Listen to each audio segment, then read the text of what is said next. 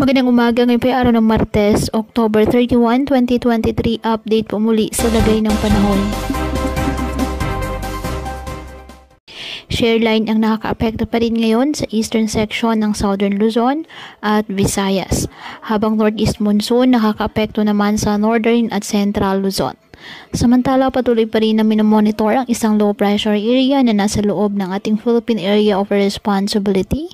At ayon sa Pag-asa, nakakaapekto na po ang trafo extension nito sa iba't ibang bahagi ng ating bansa. Sa loob po ng 24 oras, mababa ang tsansa na maging bagyo.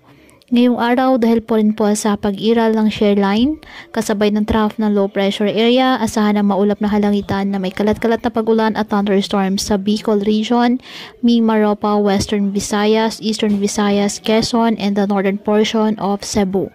Ang Batanes, Cagayan, Isabela at Aurora, asahan din po ang maulap na kalangitan na may mahihinang pag-ulan dahil sa northeast monsoon o amihan. Ang Ilocos Region, Cordillera Administrative Region, nalalabing bahagi ng Cagayan Valley at nalalabing bahagi ng Central Luzon, bahagyang maulap hanggang sa maulap na halangitan na may mahinang pag-ulan dahil pa rin po yan sa epekto ng amihan. At ang nalalabing bahagi ng ating bansa, kasama na po ang Metro Manila, bahagyang maulap hanggang sa maulap na halangitan with isolated rain showers or thunderstorms dahil naman sa mga localized thunderstorms.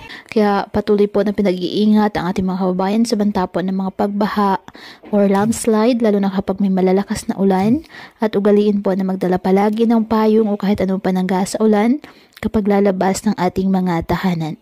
At yan po muna ang update sa lagay ng panahon ngayong araw. Muli, patuloy po tayo na mag-ingat at palaging tandaan, God loves you. Stay safe and God bless.